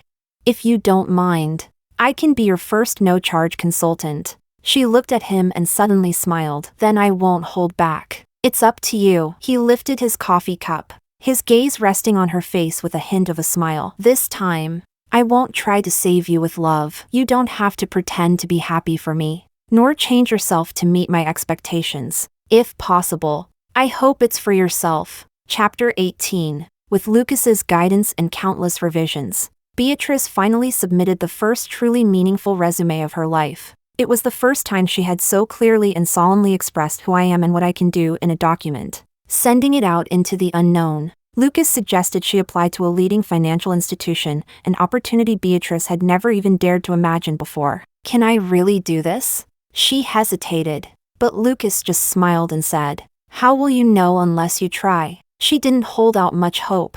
Yet on the evening of the 5th day, she was surprised to receive an interview invitation. At that moment, she was almost too excited to speak. She kept reopening that email, often wanting to send a screenshot to Lucas. In the end, she only sent a few simple words. "I passed." Before long, Lucas replied to her, "I knew it. You deserved it." Beatrice felt a little embarrassed by his words and told Lucas he didn't have to say that. But his reply was unusually serious. "You know, your resume isn't actually bad. But the problem is, you don't believe you'll be chosen." He said, "Beatrice, you don't need to be stronger to deserve this. You first need to allow yourself to be seen." The day the interview ended, Beatrice walked home alone, crossing the dimly lit streets, catching her reflection in a shop window. She suddenly felt somewhat unfamiliar with herself, but exactly what felt strange. She couldn't put her finger on. "Whatever," she thought with rare ease. After all, she had already taken the first step. On her first day at work, Los Angeles was still bathed in bright sunshine. Beatrice wore a neatly tailored beige suit, one that Lucas had specially taken her to choose a few days earlier. At the checkout, he stepped ahead, smiling as he said, "Consider it a welcome gift. Refusing it would be too rude." Unable to refuse, she smiled and agreed, saying she would treat him to a meal after she got paid. At that moment, Beatrice stood at the entrance of the office building, her palms even slightly sweaty. But when she truly began working, she found herself quickly settling into the rhythm. Having spent these years by Michael's side, she had long since grown used to thinking independently and knew when to speak up and when to hold back. After a few weeks, she gradually found her footing and even received her first full project to manage. The boss praised her for her strong execution, and her colleagues were eager to collaborate with her. One day, in the break room, someone smiled and said to her, "Sue, you're practically our angel." Beatrice smiled. On the day the project ended, she went home alone, draped her coat over the sofa, and sank into the chair. The moment the approval notification popped up, she closed her eyes and suddenly thought of Michael. That name was like the wind, quietly swirling through her mind. She suddenly thought that if he hadn't insisted on her studying finance back then, she probably wouldn't have come this far. She instinctively sent a message to Lucas, and, unusually, said something good about Michael. "I kind of want to thank Michael. Maybe he really is one of the few benefactors in my life." Lucas didn't reply. He simply made a phone call. "Beatrice." His voice was gentle, yet carried an undeniable seriousness. "If you really want to thank someone, thank yourself. Perhaps others have chosen a path, but how that path is walked, and whether you make it this far, depends entirely on you." Beatrice was silent for a long moment,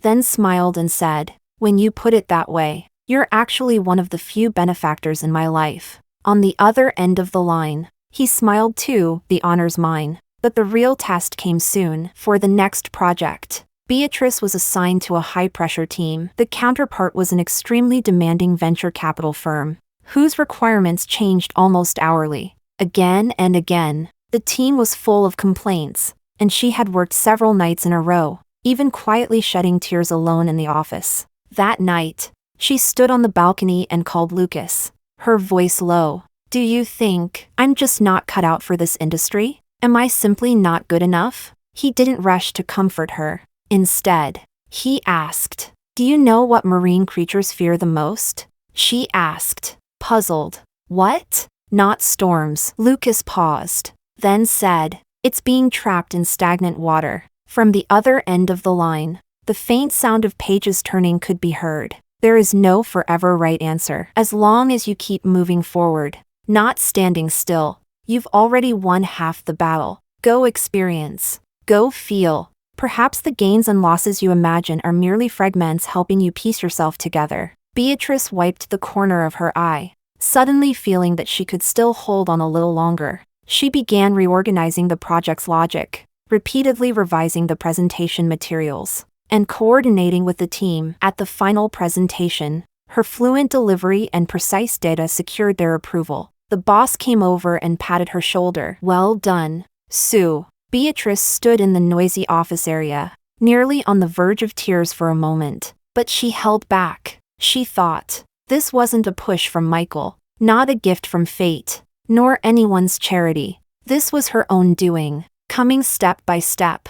Chapter 19. That day was a rare holiday, and the light in Los Angeles was gentle, like a quilt laid out to dry, clean and soft. Lucas said on the phone, "There's a psychology lecture at a nearby community college today. Want to go?" Beatrice held her cell phone while watering the little flowers on the balcony, tilting her head at his words. "Are you interested in this?" Lucas laughed. "Are you coming or not?" She sighed and put down the kettle. "I really can't refuse such kind hospitality." But when they actually arrived, Beatrice realized it wasn't just listening to a lecture, it was listening to him talk. The sunlight spilling onto the stage wasn't harsh, yet it was still hard to look away. Before the projection screen stood a familiar, yet unexpected figure. The badge on his chest clearly read external psychological expert, Lucas. She arrived a little late, her seat not near the front, and the classroom was already full. Beatrice had been surprised by the full house today,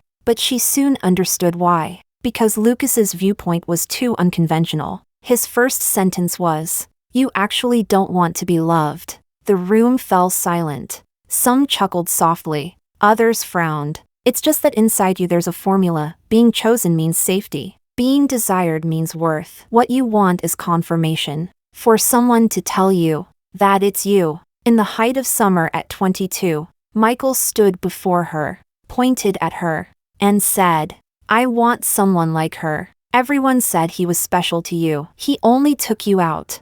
Only took you skiing. Only let you stay by his side. She had once repeatedly chewed over that phrase, want someone like her, taking it as affirmation. You reject anything that reminds you love is equal. You just want to be that special someone to prove to yourself you're worthy. A friend once joked, "You two don't seem like lovers." Like what?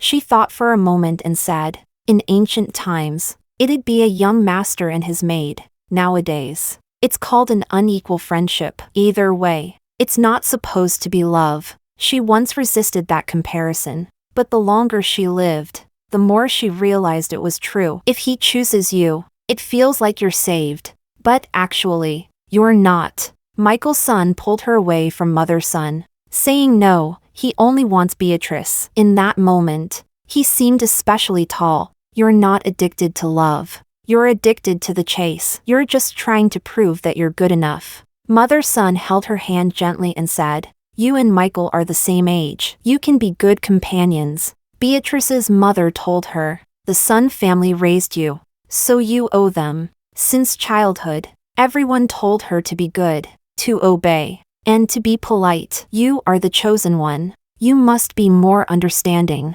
more patient. So you have to mourn the part of yourself that must be desired and earn favor just to avoid being abandoned. In that instant, Beatrice suddenly heard a buzzing in her ears, as if someone were sawing through a hard shell over her heart with a soft fishing line. You have to allow yourself to be ordinary. Sarah stood in front of her, puzzled, and said, "What's so great about you? Allow yourself to be seen." She recalled those days, working on projects alone, staying late by herself, so exhausted she would collapse motionless on the sofa at home. On the day the project ended, her boss patted her shoulder and said, "You did well. Stop waiting for others to come and choose you." Michael mocked, "What better could you find after leaving me? But you begin to choose yourself." Colleagues smiled as they gathered around her, asking, "Can you do it?" She nodded, sincerely thinking for the first time, "Yes, I can." When love no longer springs from pain, you ask yourself, what is it like? Lucas lowered his voice. Chapter 20. In the hall, someone quietly shed tears. Beatrice had just come to her senses, realizing she had been sitting in this classroom all along, rather than reliving that life, returning to that past that once engulfed her in heaviness and nearly led to her ruin. Finally, Lucas spoke slowly. "I cannot heal anyone. The only one who can heal you is yourself. My purpose is simply to tell you that you deserve to be seen, that you deserve to be understood." After the lecture ended, the crowd surged. Lucas was waiting for her just outside. The Los Angeles breeze blew gently, the sunset like soft golden bubbles scattered everywhere. They walked home side by side. Lucas looked at her and asked, "How was it?" Beatrice tilted her head and smiled. "I never would have guessed, Lucas, that besides masterminding on Wall Street,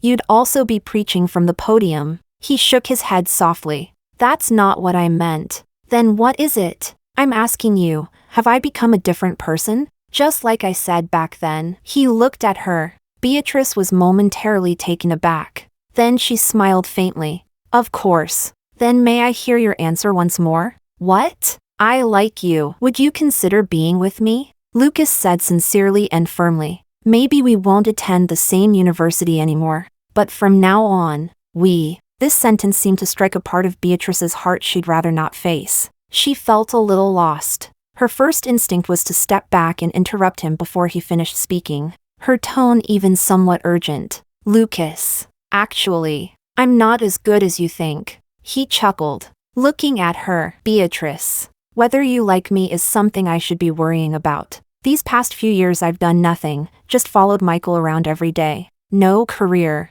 no friends, not even a sense of self. I'm nothing. All I have is him. You're wonderful. You deserve better, not someone like me." "Stop." Lucas interrupted her. He stepped closer and suddenly embraced her, gently resting his chin on her shoulder. Beatrice stiffened, instinctively trying to pull away, but he gently held her. "But you are the best." She stammered. "No." Lucas released her and stood upright, gripping her shoulder with steady eyes. "Beatrice, Tell me you're okay. She turned her face away, remaining silent. Tell me you're the best. Right now. He didn't let go. Both his tone and his grip remained steady, like a ballast stone, firmly supporting the wavering parts of her heart. The wind swept through the street. She looked into his eyes, finally clutching something tangible, her voice a little hoarse. I am fine. Say it again. I'm fine. Lucas laughed. That smile was pure and clear, like the brightest ray of light after the rain. He said, "You are good." Chapter 21. Michael had thought that Beatrice's leaving was just a momentary mood. He knew her too well, that obedient, almost timid Beatrice. For so many years, she had never truly defied his will. So he wondered, where could she possibly have gone?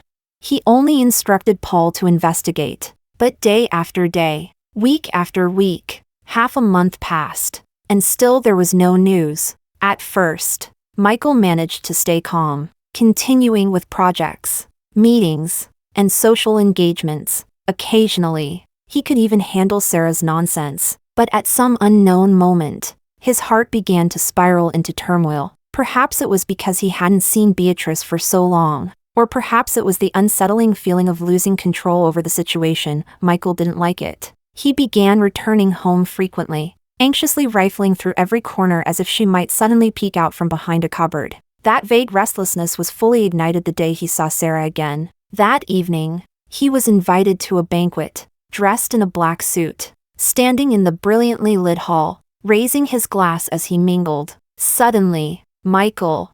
He turned around to see Sarah stumbling in on high heels, the security guard following helplessly behind her. Her makeup was still flawless, but her figure had grown somewhat bloated. She stood in the middle of the crowd, tears streaming as she cried, "Michael, how could you be so heartless? You knew I was carrying your child." The hall erupted into a buzz, all eyes turning toward them. Whispers rose and fell. "Is that the young madam from the Sun family home?" "No. I've met his childhood sweetheart. She's very quiet and doesn't look like that. So this woman is from outside? How did she end up causing a scene here?" Michael's face darkened instantly, and the atmosphere around him suddenly grew colder. He grabbed Sarah's arm, practically dragging her away from the scene. "What exactly do you want?" He clenched his teeth and lowered his voice, his tone cold. Tears welled in Sarah's eyes as she pleaded with a mixture of hurt and desperation. "I know I was wrong. Please don't ignore me. I haven't been able to eat or sleep lately, and the baby is barely growing." Sarah, Michael, completely losing patience, shook off her hand with force. "I was clear enough last time." But she still tried to leap at him, clutching him pleadingly. "You clearly said back then, get lost." Michael shoved her fiercely, but she didn't notice the sharp-edged low table behind her. Sarah's body hit it hard, and the next moment, she collapsed to the floor, clutching her stomach and crying out in pain. Michael frowned. "Stop pretending." But Sarah's voice grew weaker, her face slowly paling. He finally realized something was wrong. Looking down, blood was streaming from between her legs. Michael's expression changed abruptly. "Someone, come." In the hospital corridor, he chain-smoked. When the doctor came out, he stubbed out his cigarette and asked coldly, "How is it?" The doctor sighed. "We couldn't save the child." Chapter 22. "I understand." He spoke calmly, but inside, he couldn't tell whether he was relieved or even more troubled. When Sarah woke, the first thing she saw was Michael leaning against the wall by the door. She struggled to sit up, weakly asking, "How is our child?" Michael stepped closer, his tone indifferent. "Gone." Sarah was instantly stunned, her face instantly pale, clutching her stomach in disbelief. "Impossible. Michael, how could he be gone? He was clearly still alive. I even felt him move yesterday." For the first time, her cries were mixed with genuine pain, a woman's raw breakdown after losing a child. But Michael only took out a check and placed it on the bedside table. "Get some rest. And don't contact me again." Sarah widened her eyes. "What do you mean?" "The literal meaning. You're dumping me now? The child is gone because of you, and you don't even have the decency to apologize? Are you even human?" Sarah, hysterical, crying and shouting, at first still blaming, perhaps because Michael's expression was too calm, almost cold. At that moment, she finally saw through this man's true feelings with a life long since lost. Love turned to hatred. Grievances and blame became bitter curses. You'll get your comeuppance, Michael. You won't have a good end. Sooner or later, you'll lose the most important person in your life. Just like I did, and I want you to suffer pain 100, even 1,000 times worse than mine. She cursed Michael to come away empty-handed from all he sought, to endure a lifetime of love and loss and sorrow. Michael stood at the door, his face dark and grim, but he didn't utter a single word in protest, because deep down, he simply didn't think Sarah's words had any effect on him. He, Michael, had a smooth path to success, wealth, and honor. The pain of love and parting? He sneered. If insulting him a few times could ease Sarah's pain, then he could offer that as his last act of mercy. It wasn't until Sarah's voice was nearly hoarse that he finally stepped away. That night, Paul came to his house to give a work report. Documents were spread out on the table, and the atmosphere was so oppressive it was hard to breathe. Where is he? Michael only cares about this. Paul lowering his head. Still haven't found him. Smack! The teacup was slammed down, porcelain shards scattering, hot tea splashing all over Paul's face, veins of blood tracing across his temple. Why do I support you? His voice was icy cold. I told you to find someone. You've been at it for almost a month, and there's not a single trace? Paul silently lowered his head, saying nothing. Michael looked at him, eyes full of menace. You tell me, where could she go? She's alone. No money, no car. How could she possibly escape my grasp? Chapter 23. Paul remained as silent as ever. He kept his head down, like a frostbitten stone, neither defending himself nor making a sound. Michael was trembling with anger, but in the end could only sneer coldly and grit his teeth, saying, "Get lost. If you can't find her, you go too." Paul replied quietly and turned to leave. The door closed softly, cutting off the stifled anger inside the room. He stepped out of Michael's villa and stood in the night breeze for a long time. Finally, he raised his hand to wipe the still bleeding wound on his temple, wondering if Miss Beatrice had already started a new life by now. Early the next morning, a delivery was handed to Michael. He had just finished a meeting and casually tore it open. Inside was a divorce agreement, the paper still cold to the touch. Black ink on white. Familiar handwriting. Even his name was neatly signed. Michael stood up abruptly, his mind exploding with a thunderous roar. Without his consent, how could Beatrice possibly have managed all this alone? He closed his eyes, instantly thinking of one person. Then, he suddenly stood up and walked out. In the courtyard of the old house, the sunlight was perfect. Mother-son, as usual, was trimming the flower branches on the living room balcony. Dressed in a pale blue cheongsam, her expression calm and serene like still water. She heard footsteps but didn't look up, continuing to tend the pot of moth orchids. Michael strode in, a chill trailing him, and stood before her. "It's you, isn't it?" He fixed his gaze on his mother, his voice low and laced with suppressed anger. "Beatrice's departure was your doing." Mother-son didn't turn around, only slowly lowered the scissors in her hand, saying calmly, "It's not too late for you to realize this. What right do you have to do this?" Michael seething with anger. "She is my. You don't even love her." Mother-son cut him off calmly. "Isn't it better for you that she left?" Michael throat moving, mouth opening, but no sound came out. After a moment, he whispered softly, "What right do you have to do this?" "Because I am your mother." She turned, her eyes and brows bearing her usual elegance, but also the calm authority befitting the matriarch of the Sun family home. "Do you really care for her that much?" Mother-son eyes sharp and piercing. Michael paused in surprise, then said coldly, "I don't like her. She's just someone I keep around." Mother-son's eyes suddenly grew cold as she raised her hand. Slap!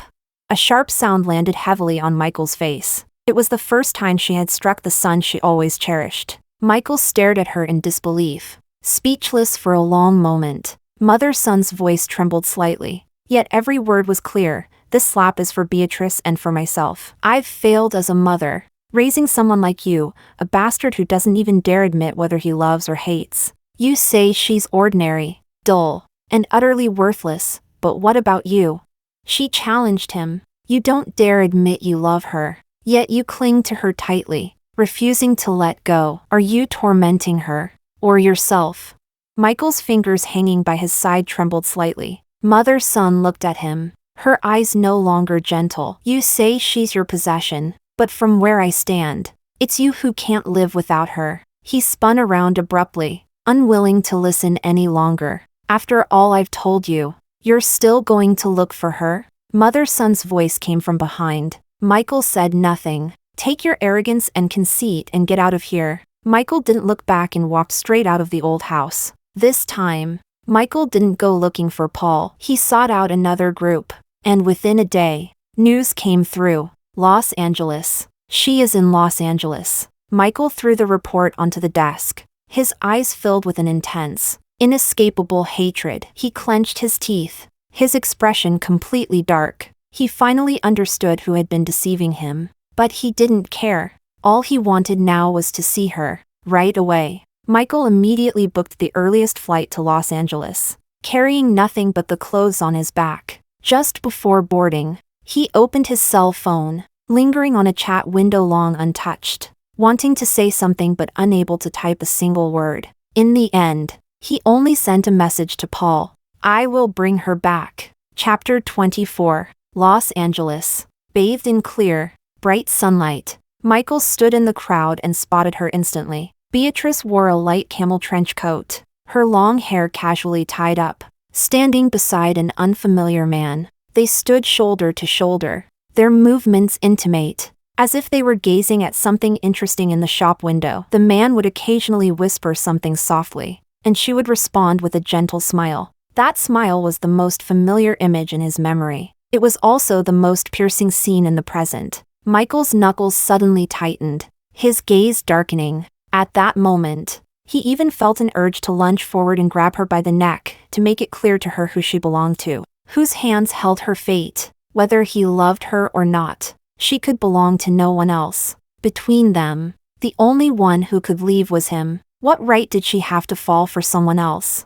Michael took a deep breath, struggling to hold back the rising emotions. He knew that for now, the goal was to bring her back first. So he stepped forward, his tone unusually gentle. Beatrice. Hearing this familiar name, Beatrice turned around. The moment she saw Michael, she was first surprised, then quickly composed herself. She knew that mother-son couldn't hold Michael back forever, and Michael was never one to let go easily. So, she simply greeted him softly. Long time no see, Michael. Michael was taken aback. He had long been accustomed to Beatrice's delight when she heard him called, followed by her running over with a smile. She would cheerfully call him Michael, chattering like a lively little sparrow. He once found it noisy, but now he deeply wished to hear that voice again, as proof that Beatrice had never truly left. Michael smiled faintly, his tone casual. Los Angeles is pretty far. Beatrice nodded. 600 and 234 miles. Coming from City A.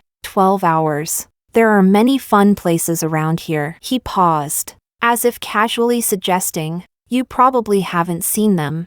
I can show you around. Beatrice smiled, her eyes gentle, but her tone was like a slow knife. I've been to the Griffith Observatory, witnessed the most beautiful sunrise, spent a whole day at Santa Monica Beach, watched dolphins gently kiss the sunset, and even ran into many celebrities on the streets of Beverly Hills. She counted them off on her fingers one by one, then smiled softly. Thank you for your kindness, but I think I've already been to all of them. His smile froze, and a shadow suddenly darkened his eyes. He clenched his molars, his face instantly growing colder. Then his gaze shifted to the man beside her. Who is he? A friend. Beatrice still smiled in response, but the man stepped forward confidently, extending his hand with a calm expression. I'm her boyfriend, Lucas. Michael looked down briefly, then shoved his hands into his pockets, his tone icy. How come I didn't know my girl already had a boyfriend? Lucas wasn't upset either. He pulled his hand back and continued smiling. Hello, ex-husband. Michael's face darkened almost as if it might drip with anger. He was too weary to waste words on this person and gritted his teeth. I came all this way to find you. Isn't a private conversation deserved? Beatrice was silent for a long moment, and just as Michael could barely contain his rising frustration, she finally nodded. Let's go, there's a cafe just ahead. Lucas spoke up at the right moment. Then I'll check out the dessert shop nearby. They've got a new limited edition strawberry donut today. You'll definitely like it. Sure, Beatrice smiled and nodded. Get the chocolate flavor too, don't forget. Michael watched her turn, the two of them chatting away, seemingly inseparable for a long while. The anger in his heart was nearly consuming all reason. At last, inside the cafe, they sat down across from each other at a table. Beatrice ordered 2 lattes, then specifically called the waiter over. Please bring me 2 packets of white sugar. She skillfully poured the sugar into his cup, stirring gently. You always need 2 packets of sugar in your coffee. If it's any more or less, you just won't drink it. Michael lowered his head, looking at the cup of coffee Beatrice pushed over. She remembers. She even remembers these little details. So Michael suddenly felt that this version of Beatrice was just being briefly rebellious. He could easily forgive her boldness. He looked at her and slowly said, "If you come back with me now, I can pretend none of this happened." Chapter 25. Whether it was that man or your sudden disappearance. After Michael finished speaking, the air fell into a brief silence. Beatrice looked at him and, after a long moment, finally spoke softly. But I've already acted as if it happened. Michael. She looked up at him, those eyes once filled with joy and trust now nothing more than a tranquil lake. We're already divorced. You should know that. Hearing her say this, Michael's expression remained unchanged. Then we'll just get married again. He got straight to the point, his tone indifferent, his demeanor as aloof as ever. Beatrice smiled softly, but unlike the smile she gave Lucas moments ago, this one carried a faint trace of weariness. She raised her eyes to him. Michael, why are you always like this? As if whatever you say must be the truth.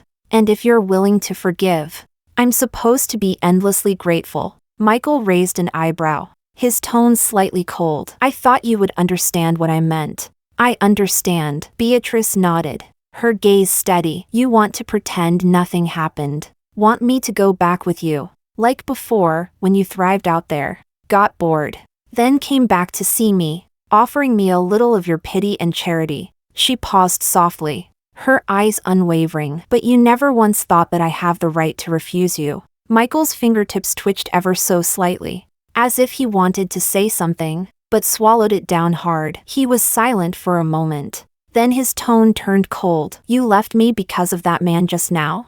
Don't say that. Beatrice frowned. He has a name. It's Lucas. Michael snorted coldly. How long have you even known him? Do you know what kind of person he is? Just for him, you want to leave me?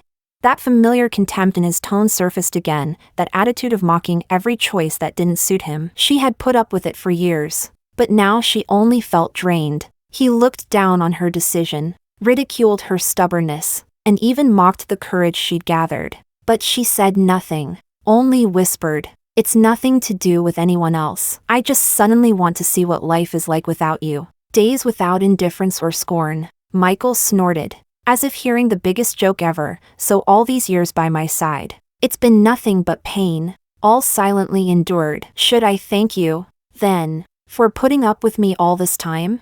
Beatrice looked at him steadily. You don't understand. Then explain it. Michael's voice suddenly sharpened. Tell me, what has possessed you?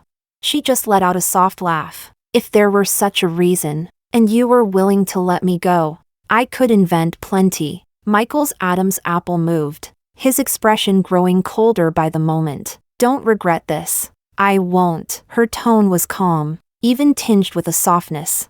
I'm about to get married. Michael stood stunned, as if the whole world fell silent for a few seconds, time collapsing into a single line that held him captive. With Lucas, Beatrice continued. You just saw him, and 10 years ago, you saw him too, on the day the college entrance exam ended.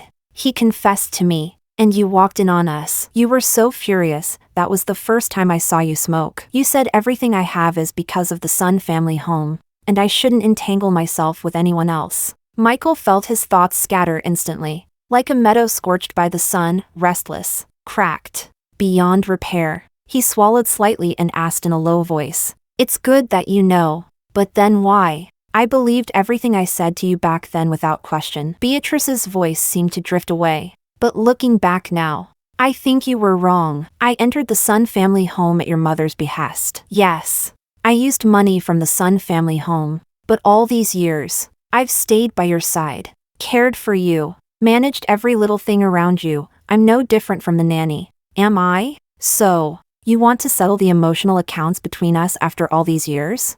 No, she shook her head. Feelings don't need settling. I just want to make one thing clear. I don't owe you. She paused. Of course, I will repay every cent I spent. You don't want me to owe you anything, and I certainly don't want you to have the chance to say those words again. Michael stared at her intently, as if at that moment he no longer recognized the woman in front of him. He couldn't bring himself to utter a single condescending word. After a long silence, he spoke softly, as if compelled by some unseen force to ask that one question. Being with me, does it really disgust you that much? He remembered that argument. The phrase she uttered in the calmest voice, Michael, you're disgusting, like a thorn, lodged in his heart for so long that he finally couldn't hold it in and asked aloud. Beatrice didn't answer, only gave him a faint smile, a smile that had too many meanings Michael couldn't understand. Michael, let's part on good terms, okay?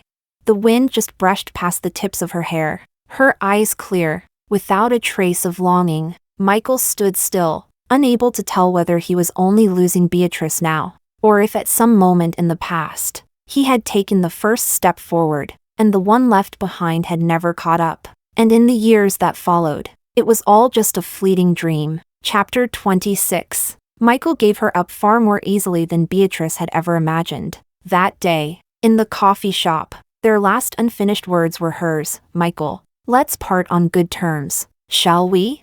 But Michael did not reply. Lucas arrived, carrying a bag of sweet donut breads, some strawberry, some chocolate, all of which Beatrice loved. As she looked down to tear open the packaging, she thanked Lucas with genuine excitement. This shop was hard to get these from, so her tone was truly heartfelt. She thought of Michael and instinctively glanced back, only to find that tall, silent figure had somehow already left. The cup on the table, her special blend coffee with 2 packets of sugar added just for him. Michael was quietly left untouched. Only the latte art on the surface had slightly blurred, softened by the steam rising from his frequent sips. In the end, it remained untasted.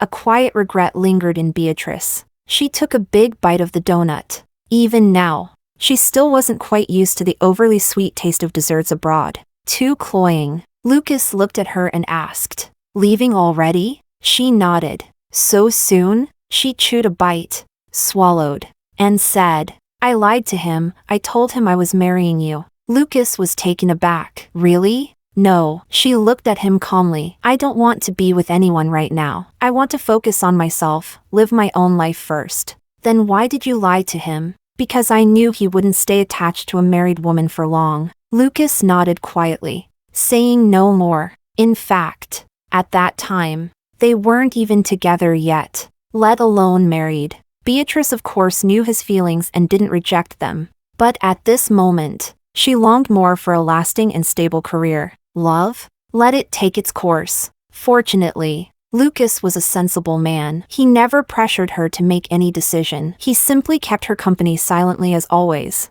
watching her achieve great success in Los Angeles, becoming the rare benefactor in her fate. And Michael never brought up anything about Beatrice again after returning to his country. Mother, son, and Paul both assumed that he had been hurt by his experience with Beatrice and had given up on it. Mother, son was still arranging blind dates for him, but because Sarah had caused a scene at the banquet years ago, some well-bred young ladies in the circle began to avoid this trap. Mother, son was angry, yet helpless. Fortunately, Michael had no interest whatsoever, so she let him be. Paul remained by Michael's side, not fired, still his most trusted assistant. No one mentioned Beatrice anymore, nor asked about her. It was as if that memory had never existed. The following winter, the first snowfall was long overdue. That night, Michael came back from a social gathering, completely drunk. Paul escorted him home. It was still the same old apartment, but all traces of Beatrice had long since been cleared away. Paul went to the cabinet to find some sobering pills. When he came back, he saw Michael holding an old photo,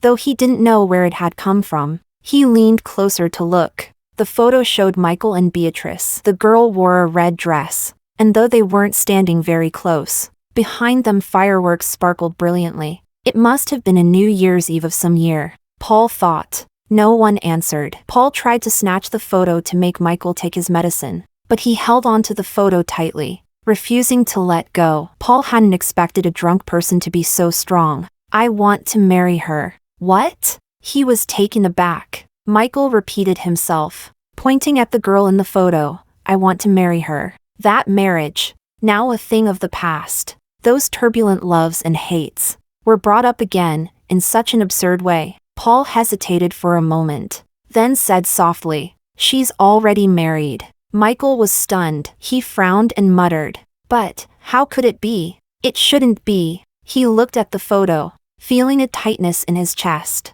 In that instant, he was certain, as if forever, that he wanted this woman, but she already belonged to someone else. In his hazy mind, he vaguely remembered a woman telling him, in this life, what you seek will never be yours. A lifetime filled with love and sorrowful partings. He didn't believe it, but now, it seemed she had truly been right about him. Like this moment, when he had just clearly seen his Eve, only to learn that she had already entered Eden with her Adam. Paul, after giving the medicine, he made sure he was settled before leaving. That night, City of finally experienced its first snowfall. Large and silent, it drifted onto treetops, windowsills, and street lamps, layer upon layer. Michael, caught between sleep and wakefulness, seemed to slip back to a midsummer afternoon. On the playground, he was running ahead, someone gasping in pursuit. Michael, slow down. He didn't stop.